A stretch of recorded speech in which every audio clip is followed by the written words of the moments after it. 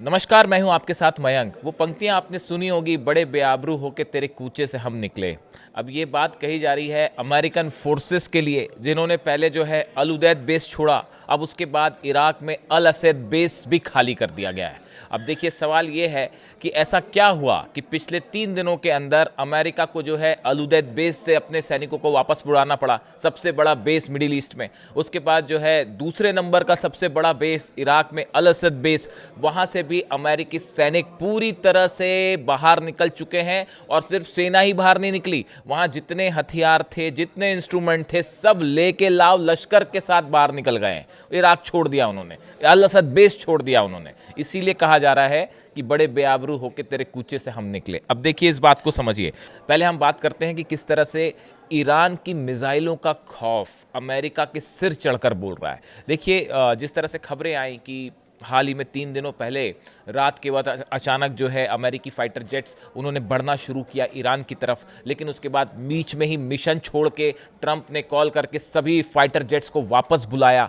अब ये खबरें सब तरफ अखबारों में हैं। उसके पीछे की इनसाइड स्टोरी एक और बड़ा खुलासा मैं अगले वीडियो में करूंगा, लेकिन अभी ये जो इराक ने बेसिस इराक में जो बेस खाली हुए हैं अमेरिका के, इस पर हम फोकस करेंगे। देखिए, ये पूरी घटना के बाद ये कहा गया, ये बताया गया कि जितनी अरेबियन कंट्रीज़ हैं, इन्होंने डोनाल्ड ट्रंप को ये साफ साफ कह दिया था कि अगर आप ईरान पर हमला करना चाहते हैं तो आप हमारे एयर स्पेस का इस्तेमाल ना करें, हमारे बेसिस का इस्तेमाल ना करें। इसकी सबसे बड़ी वजह है ईरान की मिसाइलें।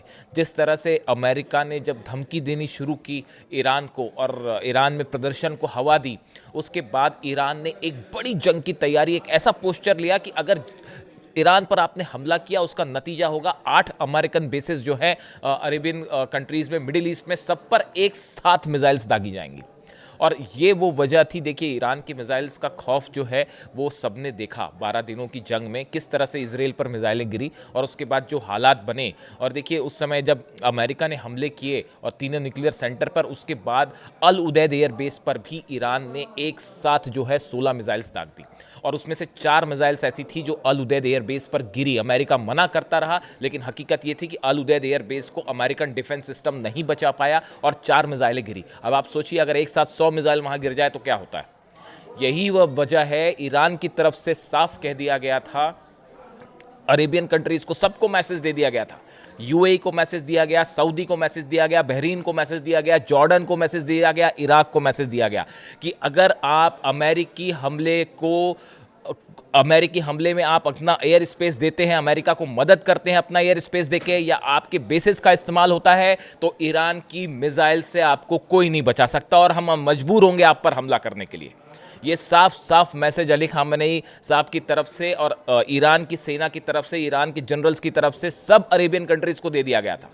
उसके बाद सबसे पहले सऊदी अरब ने ये बात कही अमेरिका से कि आप ईरान पर हमला करना चाहते हैं आप कीजिए, लेकिन हमारे बेसिस का इस्तेमाल मत कीजिए। यही बात बहरीन ने कही, यही बात जॉर्डन ने कही, यही बात इराक ने कही। और देखिए, ये भी कहा गया, एक्सपर्ट्स ने बताया कि अगर 8 देशों के अमेरिकन बेसिस पर एक साथ अगर ईरान ने मिसाइल दागी होती तो ये डिफेंस सिस्टम उसको इंगेज करना मुश्किल हो जाता, मिसाइल्स को रोकना मुश्किल हो जाता। ये सबसे बड़ी खौफ की वजह थी, जिसकी वजह से ये फैसला किया गया जो अमेरिकन फोर्सेस हैं उनको वहां से हटाया जाए।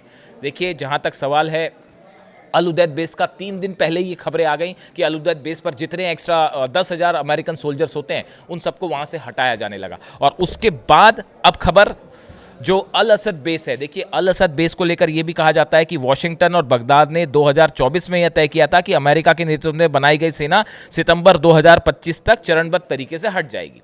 ये एक समझौता हो रखा था। देखिए, इसका एक एस्पेक्ट ये भी है कि एक समझौता हुआ था इराक के बीच में और अमेरिका के बीच में। ये कहा गया था कि सितंबर 2025 तक ही सेना हट जाएगी, लेकिन नहीं हटी सेना। लेकिन अब जब ये हालात बने, जब ईरान की तरफ से ये धमकियां दी गई कि अगर हम पर हमला हुआ तो सब बेस उड़ा देंगे, उसमें जो सबसे निशाने पे प्रमुख बेसेस थे जिनके निशाने पे, वो अल असद बेस है।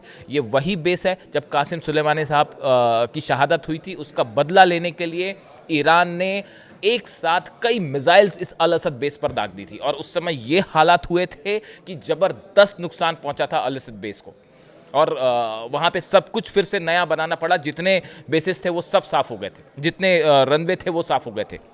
अब उसके बाद देखिए एक बार फिर वही हालात है और ऐसा माना जा रहा है कि कभी भी हमला हो सकता है और उसका करारा जवाब दे सकता है। अब देखिए सबसे बड़ी जो चुनौती थी, सबसे बड़ी चुनौती ये थी कि ईरान का मिसाइल ज़खीरा, आखिर क्यों पीछे हटी ट्रंप की सेना? ईरान का मिसाइल ज़खीरा 600 से ज़्यादा खैबर मिसाइल तैयार है, बटन दबाने की देर और 8 अमेरिकी बेस की तरफ मिसाइल्स उड़ान भर देगी। सबसे खतरनाक ड्रोन का ज़खीरा, ये जो ड्रोन्स हैं ईरान के किसी को बताने की ज़रूरत नहीं है और ये अमेरिकन बेसिस पर कितना ज़बरदस्त हमला कर सकते हैं आप भी समझ सकते हैं। इसके अलावा अगर फुल फ्लेजेड वॉर हो गई तो इन बेसिस को बचाना, अरेबियन देशों को बचाना मुश्किल हो जाता, वहाँ के बेसिस पर लगातार हमले होते और वो उससे बड़ा नुकसान हो सकता था सऊदी को, यूएई को, बहरीन को, जॉर्डन को, इराक को। इसीलिए इन्होंने कहा कि आप हमारे एयर स्पेस का इस्तेमाल मत कीजिए, अमेरिका से कहा। इसके अलावा अमेरिकी जो जहाज़ हैं, अमेरिकी जो फाइटर जेट्स हैं, इनको लेकर भी एक बड़ी चुनौती दे रखी है ईरान ने कि जो मिसाइल्स हैं वो इनको भी बड़ा नुकसान पहुँचा सकती है। यही वजह है कि इन सब बेसिस से धीरे धीरे अब अमेरिका अपनी फोर्सेस हटा रहा है। देखिए ईरान के कई सारे ऐसे संगठन हैं, ना सिर्फ इराक में बल्कि लिबनन में, बल्कि हुती, अगर आप यमन में बात करें, ये सब मिलके ईरान की मदद करेंगे अगर हमला होता है। और ये सब के सब अमेरिकन बेसिस के लिए एक बड़ा खतरा है, अमेरिकी जहाज़ों के लिए बड़ा खतरा है, अमेरिकी एयरप्लेन्स के लिए बड़ा खतरा पैदा कर सकते हैं। यही वजह है कि सोल्जर्स की कैजुअल्टी ना हो, इस डर से ट्रंप ने अपनी सेना वापस बुलाई है। लेकिन इसका ये कतई मतलब नहीं है कि जंग नहीं होगी। एक बड़ा जमावड़ा अमेरिकन नेवी का, वॉरशिप्स का ईरान के आसपास शुरू हो गया है। ईरान को घेरने की तैयारी हो रही है। हम अगले वीडियो में आपको बताएंगे कैसे हो रहा है। बड़ी संख्या में, देखिए रणनीति ये है कि सहयोगी देशों के बेसिस का इस्तेमाल ना किया जाए, बल्कि समंदर से हमले किए जाएं, एयरक्राफ्ट कैरियर से हमले किए जाएं, ताकि यूएई, सऊदी, कतर, इन देशों पर हमला ना हो। इनको बचाने के लिए ये रणनीति अपनाई गई है। लेकिन अमेरिका ने अपने वॉरशिप से, प्लेन से घेरना शुरू कर दिया है ईरान को और बड़ी संख्या में वॉरशिप्स जो हैं वो मदद के लिए पहुंच रहे हैं। अब मेरे ख्याल से 48 घंटे में जो अब्राहम लिंकन है एयरक्राफ्ट कैरियर, वो भी वहां पहुंच जाएगा और जल्दी ही रूजवेल्ट भी पहुंच जाएगा। इसके साथ ही बड़ी संख्या में जो छोटे वॉरशिप्स हैं वो भी वहां पे पहुंच रहे हैं।